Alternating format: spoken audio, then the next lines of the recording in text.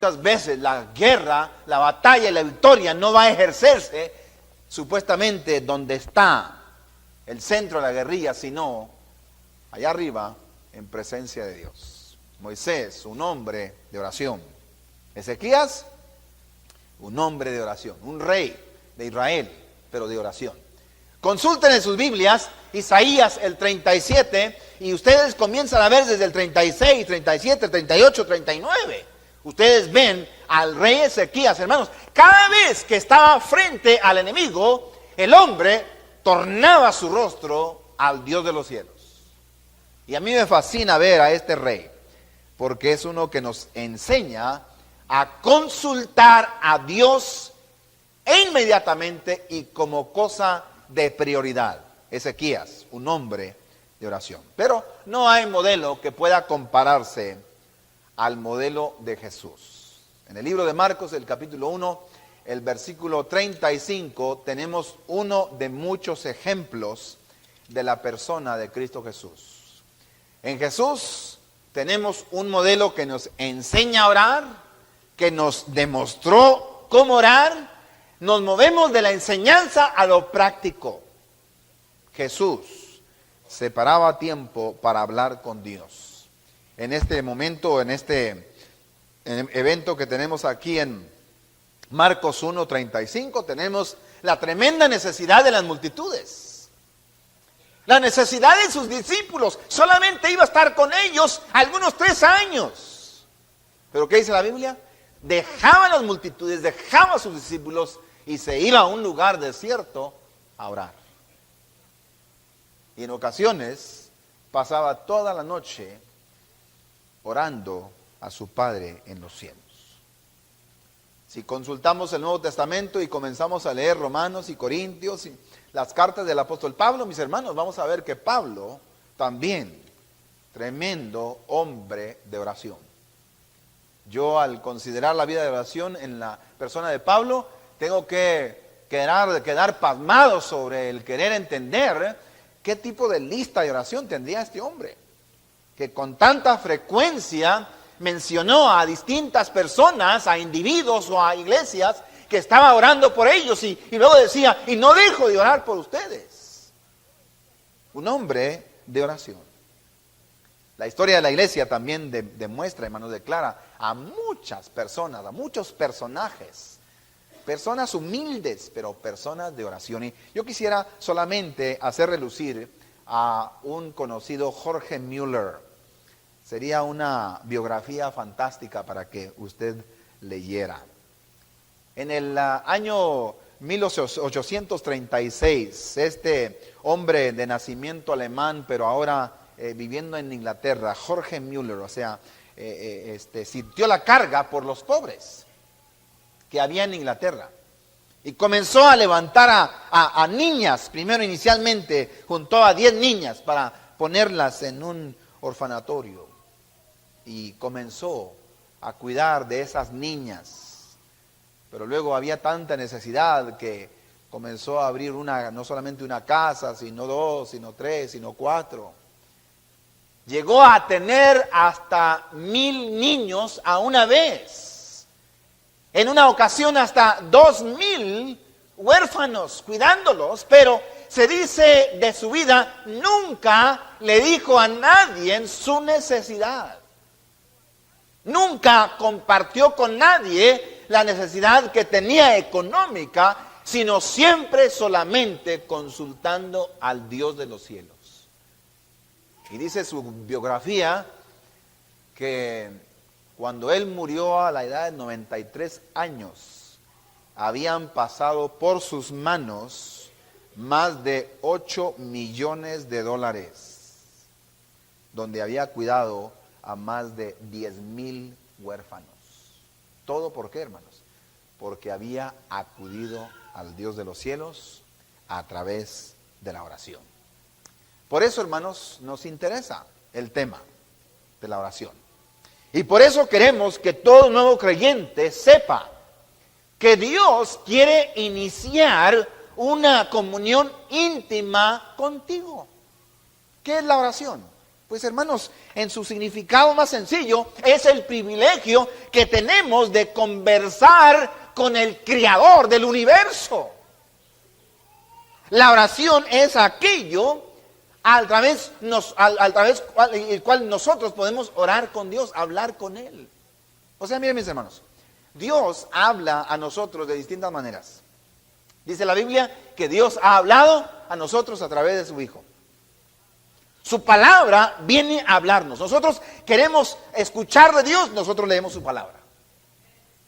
Pero si nosotros queremos hablar con Él, solamente es a través de la oración. Y dice ese favorito de muchos, Jeremías 33:3. Clama a mí y yo te responderé y te enseñaré cosas grandes y ocultas que tú no conoces.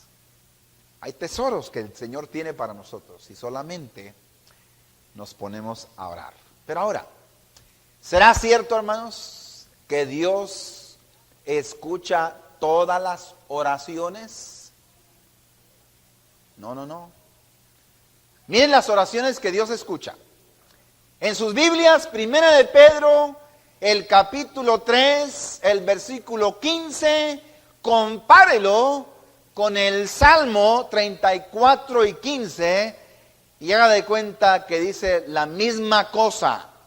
Y es que el rostro de Dios está atento y su oído está atento a la oración y al ruego de sus hijos. Pero su rostro está en contra del impío. Digámoslo desde este momento, hermanos, para que ya se vaya entendiendo y lo vamos a ir viendo en otros pasajes de esta mañana. Dios solamente escucha la oración de sus hijos.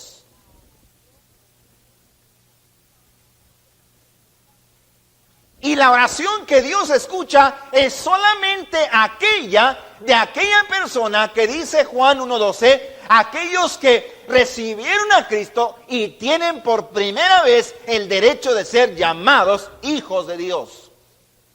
¿Sí? El que recibe a Cristo, ahora por primera vez tiene autoridad de Dios, la potestad de ser hecho o llamado hijo de Dios. Solamente los hijos pueden hablar con el Padre Celestial. ¿Sí? Ahora, ¿a quién más escucha el Señor? Además de a sus hijos. Bueno, también Lucas 15:18, en la parábola del hijo pródigo, tenemos una persona que pudiéramos definirlo de dos distintas maneras. Tenemos a una persona que o fue criada en un ambiente donde se le habló de Dios, o fue una persona criada en un ambiente donde se le habló de Dios y se acercó a Dios, pero luego se alejó. ¿Qué dice la Biblia del hijo pródigo? Que cuando ya lo había desperdiciado todo, se había entregado a lo mundano, al pecado, luego que se encuentra en un corral de cerdos, y es en aquel momento de humillación cuando el hombre, dice la Biblia, abrió sus ojos, volteó a los cielos y dijo: he pecado contra el cielo y contra mi Padre terrenal. ¿Qué es eso? Es arrepentimiento.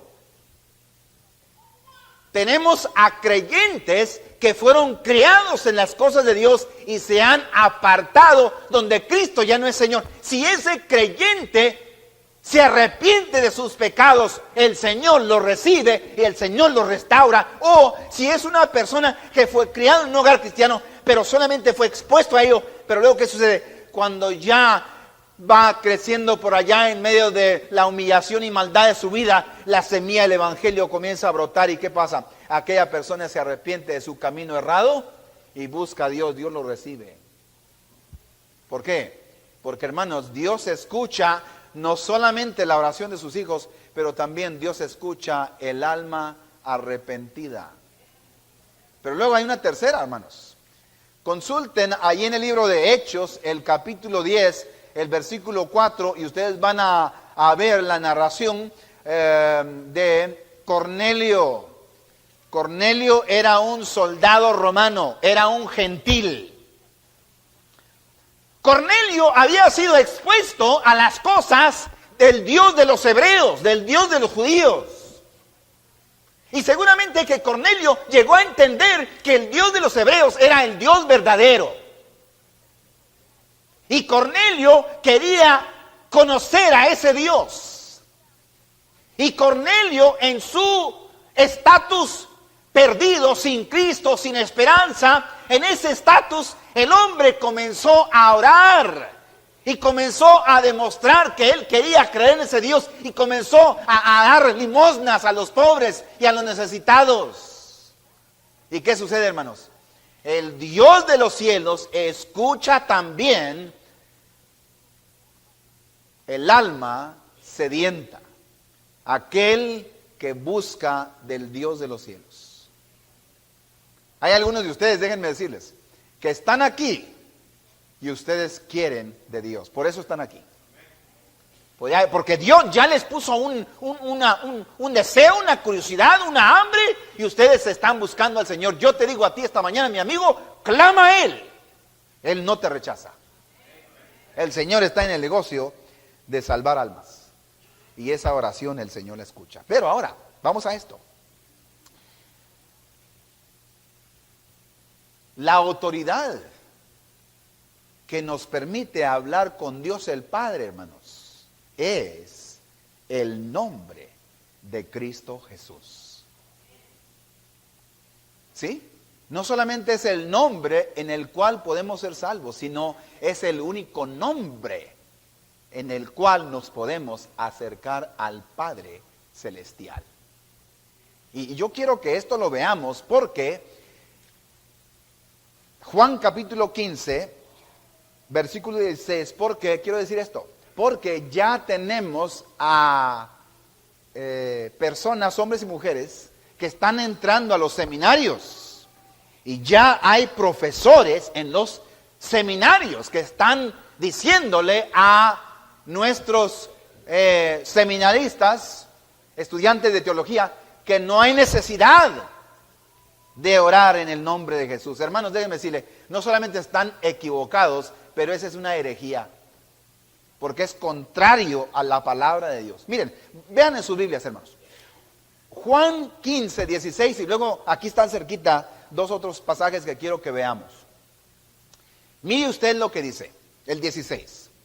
Ahora, aquí está Jesús, sentado con sus discípulos, y está explicándoles lo que ha sucedido en la dispensación que está por realizarse, y está presentándole lo que va ahora a introducirse como nuevo. Estamos hablando del antiguo a un nuevo pacto, a un nuevo testamento, a un nuevo arreglo. Jesús les dice a los discípulos estas palabras: no me elegisteis vosotros a mí, sino que yo os elegí a vosotros. Y os he puesto para que vayáis y llevéis fruto, y vuestro fruto permanezca, para que todo lo que pidiereis al Padre en mi nombre, Él os lo dé. Repito la última frase: para que todo lo que pidiereis al Padre en mi nombre, Él os lo dé. ¿Qué sucede? Antiguo Testamento, los hombres sencillamente clamaban a Dios. Pero ahora ese Dios vino a revelarse en la persona de Jesús, y vino en la persona de Jesús a explicarnos que Dios es un Dios compuesto de tres personalidades: Dios Padre, Dios Hijo, Dios Espíritu Santo. Y ahora Jesús les dice: ahora, de ahora en adelante, ustedes cuando pidan, van a pedir en mi nombre, pídanselo al Padre y Él se los dará. ¿Por qué? Porque se lo han pedido en el nombre de Jesús. Pero ahora, muévanse, hermanos, al siguiente capítulo para confirmar lo mismo de un punto de vista un poquito distinto. En el 16, el versículo 23, dice: en aquel día no me preguntaréis nada. De cierto os digo que todo cuanto pidiereis al Padre en mi nombre, os lo dará. Ahora, ¿qué es lo que tenemos, hermanos? Aquí quiero ilustrarlo con estas sillas que están aquí. Es cierto que muchas personas, cuando oran, hablan con Jesús. Y ahorita voy a decir algo sobre eso. Pero mis hermanos, cuando nosotros nos postramos a orar, desde el momento que el Señor salvó nuestra vida, Él nos llenó de su Santo Espíritu. Así es de que ahora yo estoy aquí y yo voy a buscar al Señor en oración, pero el Espíritu Santo ya está en mí. Ahora Él ha establecido en mi vida un tabernáculo y ahora Él me impulsa a orar, Él me mueve a orar, a hablar con Dios. Ahora Jesús, que murió por mí, Él derramó su sangre preciosa por mí. Él me dice a mí que yo ore al Padre en su nombre. ¿Sí? Pero ahora fíjense, mis hermanos. Yo vengo a orar.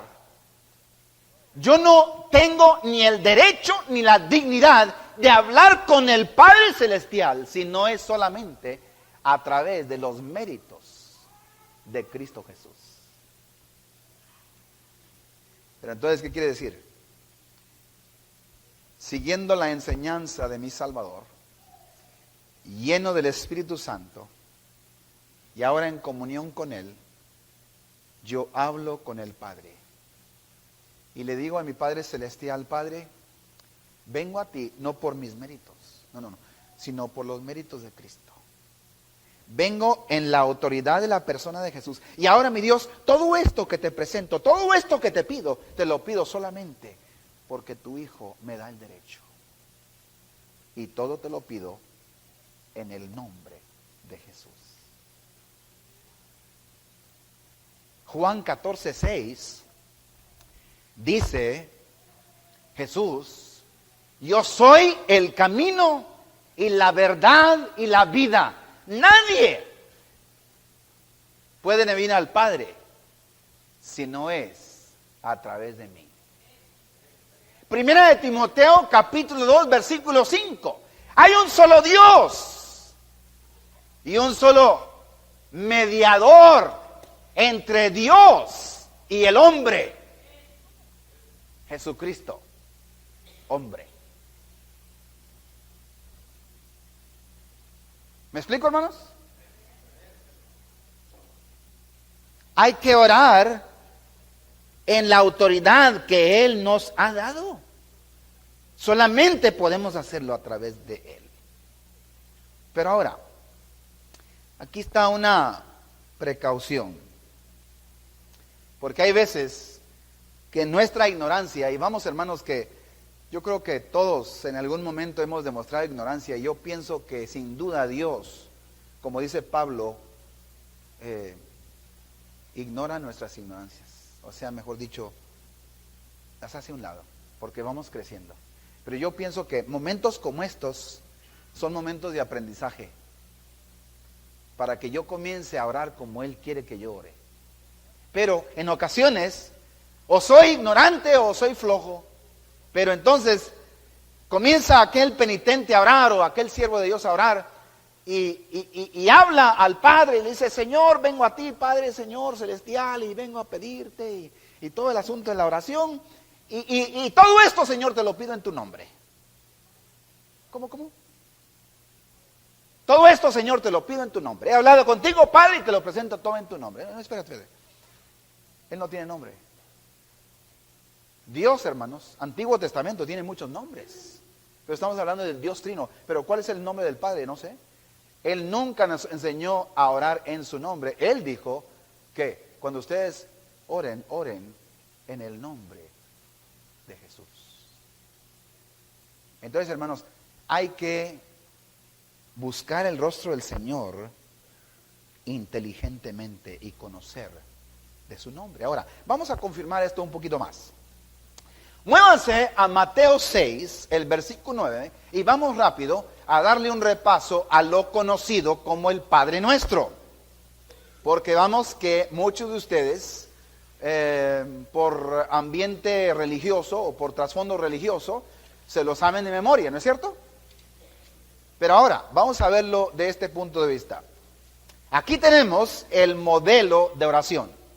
Aquí está lo que Jesús respondió a sus discípulos cuando ellos dijeron: Señor, enséñanos a orar como Juan el Bautista enseñó a sus discípulos a orar. Entonces Jesús dijo, entonces cuando ustedes oren, oren de esta manera. Pero hermanos, miren hermanos, primero, no es el Padre Nuestro, sino estamos hablando de la oración de los discípulos. Aquí está el modelo para nosotros de orar. Pero quiero decir esto porque en nuestra tradición muchas veces nos hemos concentrado mucho en el bosquejo de la oración y no en el hecho de que esta es una oración. Entonces yo quiero decir esto primero. En Mateo el capítulo 6, comenzando ahí, hermanos, desde el versículo 9 hasta el 13, allí tenemos una oración. ¿Usted quiere orar lo que es conocido como el Padre Nuestro? Hágalo. Es una oración. Pero no solamente es una oración, sino también es un bosquejo para orar. Es una manera, es un patrón de oración. Vamos a verlo rápido, ¿sí? Primero, Padre nuestro que estás en los cielos. Establecemos primero, hermanos, que estamos hablando con alguien con el cual ya tenemos relación. Él es nuestro Padre. Otra vez repito, usted no puede llamarle Padre si usted no es hijo. Si usted no ha recibido a Cristo Jesús como su Salvador, usted no puede orar, Padre nuestro que estás en los cielos, santificado. No es cierto. Nadie lo está escuchando. ¿Por qué? Porque usted no es hijo. Hay que iniciar una relación primeramente con Él. ¿Por qué? Porque, hermanos, cuando una persona recibe a Cristo, llega a ser por primera vez hijo de Dios y por primera vez llega a ser parte de la familia de Dios. Ahora sí, entonces, vamos a llamarle Padre. Pero luego, mire usted la inclusividad del pasaje cuando dice Padre nuestro. El nuestro, el pronombre nuestro, inmediatamente que establece que estamos participando en algo que pertenece a la familia y también la idea de algo que tiene que ver con una oración corporativa. Porque no soy el único que está hablando con Él. Él está escuchando millares y millares de oración y Él lo puede hacer porque es Dios. Pero ¿qué sucede? No puedo acercarme a su presencia en forma egoísta. Yo tengo que acercarme a su presencia reconociendo que soy parte de una familia. Oh Padre nuestro. ¿Sí? La relación está allí. Ahora, ¿qué más? Me devuelvo a Padre. ¿Por qué? Porque hay enfoque. Jesús dice, cuando ustedes oren, oren de esta manera. Padre nuestro que estás en los cielos. Ahora, ¿habrá algo mal en orar a Jesús? No hay nada mal. ¿Habrá un precedente bíblico para hablar con Jesús? Bueno, sí. Dice la Biblia que cuando estaban apedreando a Esteban, que Esteban levantó sus ojos a los cielos y habló con Jesús. No hay nada mal. Y yo creo, mis hermanos, que van a haber muchos momentos en nuestra vida cuando el momento de la necesidad y la urgencia, vamos a decir, oh Jesús, ayúdame. Y Él está presto para ayudarnos. Pero Jesús dijo, cuando ustedes oren, hablen con mi Padre que está en los cielos. Y todo lo que le pidan a mi Padre en mi nombre, Él se lo dará. Y por hacerlo, el Padre será glorificado en el Hijo. Y luego, hermanos, Él está en los cielos. O sea, estamos hablando de otra esfera. No estamos hablando de esta atmósfera, no estamos hablando de esa atmósfera donde están los planetas. Estamos hablando de lo celestial, de lo que Pablo refirió al tercer cielo. Es decir, que desde el momento que usted con ojos cerrados o con ojos abiertos clame a Él, usted inmediatamente en ese mismo segundo entra a esa esfera donde está nuestro Padre Celestial. Ahora, eso me anima para entrar rápido a la segunda parte del 9, cuando dice, santificado sea tu nombre. Porque si he entrado a esa esfera celestial donde habita Dios, entonces ¿qué? He entrado a su santidad. Santificado sea tu nombre. Es una forma de adorarle, es una forma de santificarle. Por eso, hermanos, no importa si yo venga aquí en la oración matutina a orar por una hora, o si yo venga a orar en mi casa un ratito, o si yo me postro a darle gracias a Dios por mis alimentos. En cada momento yo tengo que estar consciente que estoy entrando en su presencia de santidad, y tiene que venir quizás aquello como lo de Moisés, cuando dice la Biblia que Dios habló y le dijo, Moisés, quítate las sandalias que estás en lugar santo. Por eso la oración no es un juego. Por eso no podemos decir nomás entrar y salir. No, espérate.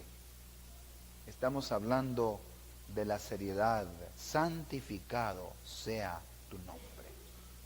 El 10, vénganos tu reino. ¿Qué es eso?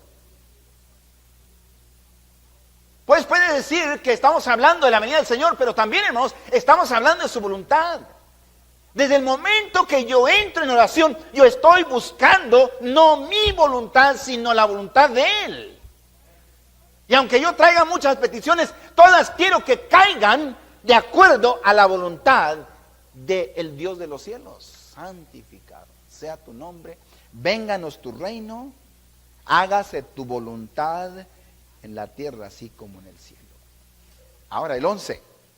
A mí me intriga mucho esto. ¿Por qué? Porque dice el Señor Jesús que cuando oremos y tengamos que comenzar la lista de oración, dice el 11, el pan nuestro de cada día, dánoslo hoy. Quiero decir que, hermanos, en medio de todas las necesidades que tengamos delante de Dios y en medio de todas las peticiones, el Dios de los cielos en la persona de Jesús nos dice que oremos por nuestras necesidades físicas. Antes del versículo 12, nuestras necesidades espirituales. Dios está interesado en nosotros. ¿Sí? Y hermano, no importa que con qué humildad entremos en la presencia de Dios. Jesús dice, pidan por su necesidad. Así como Israel recibió el maná en el desierto diariamente, así el Dios de los cielos ha prometido suplir todas nuestras necesidades de acuerdo a sus riquezas en gloria. Y luego vamos a lo espiritual. Y perdónanos nuestras deudas. Sí. Señor, yo quiero que perdones, ¿qué? Mis pecados. Ahora que soy hijo, ahora que ya tengo esta relación contigo, Señor, perdóname. Pero, hermanos, léanle el texto bien, porque hay una cláusula muy condicional allí. ¿Sí? Señor, perdónanos nuestras deudas, como también nosotros perdonamos a nuestros deudores. Ninguno de nosotros puede acercarse a su divina presencia con rencor en nuestro corazón. No puedo hincarme por un lado con la libreta de rencor acá por otro lado y retener todo mi odio y amargura y aquello que tengo para con aquellos que me ofendieron. No, no, no. Perdónalos.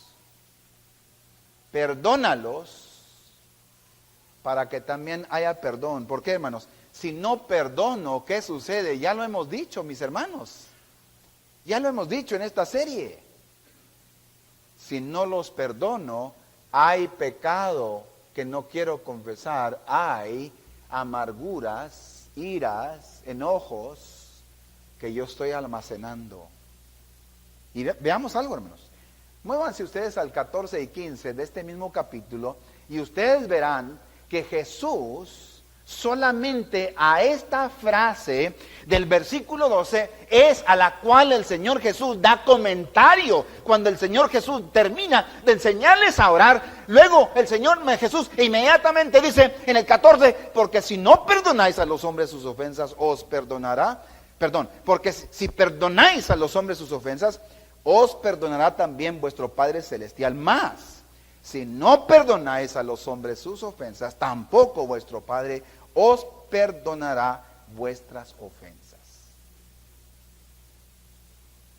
Yo recuerdo, hermanos, haber estado sentado en una de esas clases de teología hace muchos años y ver a un profesor querer torcer ese pasaje.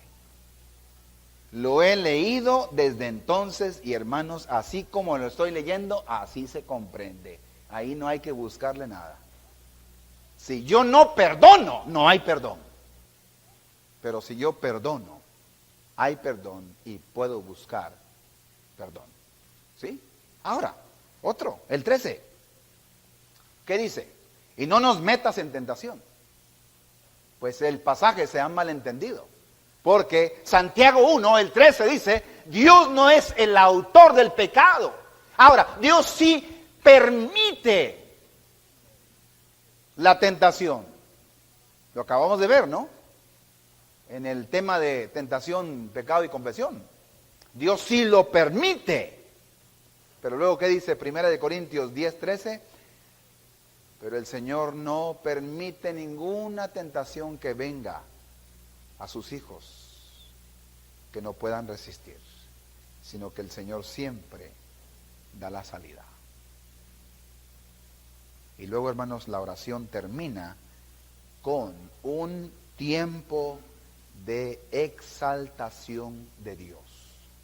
Yo sugiero, hermanos, que cada vez que leamos la Biblia y encontremos pasajes de alabanza a Dios, que nos los aprendamos, ¿no? Que vayamos acumulando pasajes de alabanza. ¿Para qué? Para incorporarlos en nuestra oración.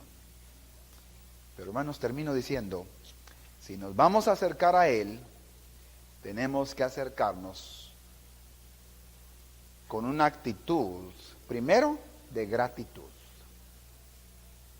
Una actitud de gratitud. Dice la palabra de Dios que hagamos nuestra súplica y hagamos nuestra oración delante de Él, pero que nos acerquemos ¿con qué? Con corazones agradecidos. Ya estamos acercándonos a un Dios que tanto, tanto, tanto nos ha bendecido. Acerquémonos en gratitud. Y luego la otra, hermanos, Hebreos 4. Si usted nunca la ha leído, léala. Hebreos 4 del 14 al 16. Dice la Biblia que nos acerquemos a Él con denuedo. Pero la palabra, hermanos, no solamente significa valor, sino la palabra, recuerden ustedes, significa libre de poder hablar, libre de oratoria, libre de poder presentarle a Él. ¿Por qué? ¿Por qué me voy a acercar a Él con esa confianza? ¿Por qué? Porque me estoy acercando a aquel Jesús que también vivió en esta tierra, que también fue expuesto a todas las tentaciones y a las debilidades del hombre, pero Él no pecó. Me estoy acercando a un Jesús, a un Dios que sabe la lucha en la cual estoy viviendo. Hermanos, vamos a mejorar nuestra oración. Y si usted está comenzando la vida cristiana, sépalo que Dios quiere tener comunión con usted diariamente delante de Dios. Y digo una cosa así para terminar. Ocasionalmente alguien nos escucha orar, quizás a un hermano que tiene más años en Cristo Jesús. Y la persona dice, ay, qué lindo ora, qué lindo ora. Yo quisiera orar como usted, hermano. Hermanos, Dios nomás quiere que hablemos con Él. No es el tipo de palabras que uses, no es la elocuencia, sino es la sinceridad del corazón. ¿Sí? Es la sinceridad del corazón. Y es cierto, es un privilegio para mí orar por ustedes. Orar por usted. Sí, un honor. Pero ¿sabe qué? La oración mía no tiene más poder que la oración suya. Porque hermanos, si ustedes vienen aquí a esta plataforma y ustedes se hincan conmigo, así tan literal como usted lo ve aquí, así tan literal es delante de Dios. Si la hermana aquí viene y se hinca, hermanos, todos estamos en un terreno plano delante de Dios. Aquí lo importante es conocer a Cristo. Desde el momento que la persona conoce a Cristo Jesús, desde ese momento tiene el mismo privilegio de hablar con el Creador del universo en donde esté y saber que está en su presencia. Vamos a inclinar nuestro rostro, hermanos. Vamos a cantar, Señor, prepárame para ser un santuario. Y aunque quizás ya usted conozca al Señor y todo, hermanos, pero yo diría, en estas 2-3 semanas que vamos a hablar de oración, ¿por qué no mejoramos nuestra vida de oración? Vamos a hacerlo, ¿sí? Y yo quisiera que ahí donde está, en su banca, o si quiere pasar aquí al frente, o lo que usted quiera hacer, pero en su corazón póstrese delante de Dios y dígale al Señor, Señor, yo quiero mejorar mi vida de oración. Y luego, hay personas aquí que usted, en lo cierto, usted no puede orar esa oración, Padre nuestro que estás en los cielos. No es cierto. ¿Sabe por qué? ¿Por qué? Porque usted nunca ha recibido a Cristo. Entonces, después de cantar este himno, yo quiero orar con usted. Mi amigo, Dios le ha traído para salvar su alma. En esta mañana, aunque el tema sea de oración, pero el Señor le ha traído para salvar su alma. ¿Sí? Ahí donde estemos, postrados como estemos. Señor, prepárame para ser un santuario puro y santo, probado y fiel, con acción de gracias. Seré un limpio santuario para ti. Todos otra vez, todos. Señor, prepárame para ser un santuario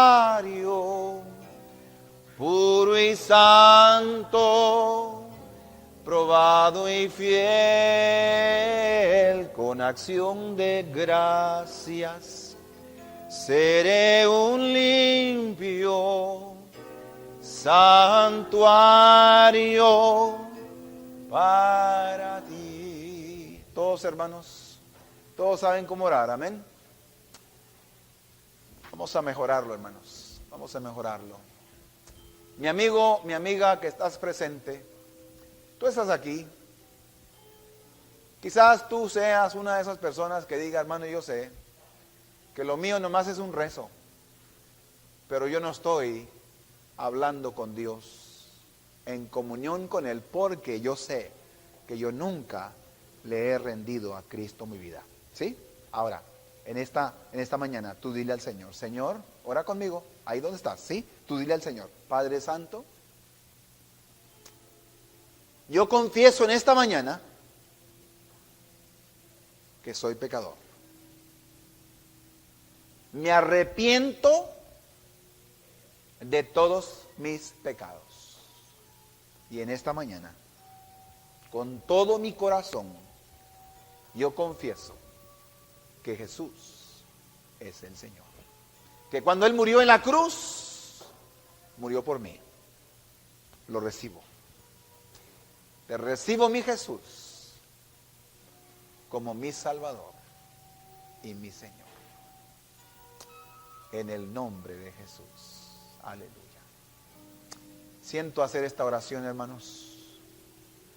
Sencillamente, hay aquellos que comenzaron esta peregrinación, pero algo los ha apartado.